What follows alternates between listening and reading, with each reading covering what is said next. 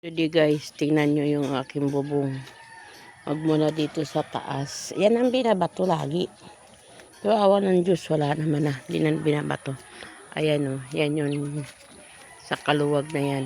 Yun yung bahay ko. Sobrang luwag. Lahay ng bubong.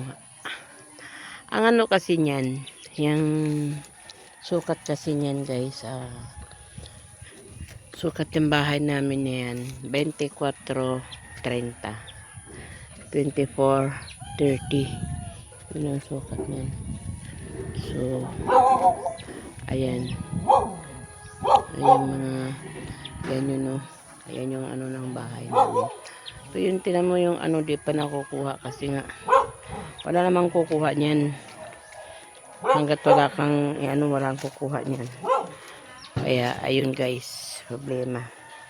Takot sila may kukuha dyan dahil makamamaya may ano, diuhahas ba?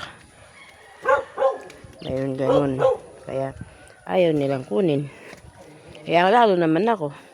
Ayaw ko kunin. Uwi na ako. Balik na ako sa bahay ko. Sa loob ng bahay. Nakakapagod. Sobra. Pagod, ang pagod ng kamay ko. Di ko kaya. Ayan yung ano.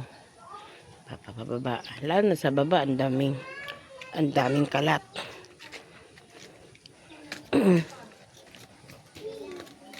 Ayan, papasok na tayo. Oh my God, andyan na naman. Ano na naman yan? Ano na naman yung ginagawa ninyo dyan?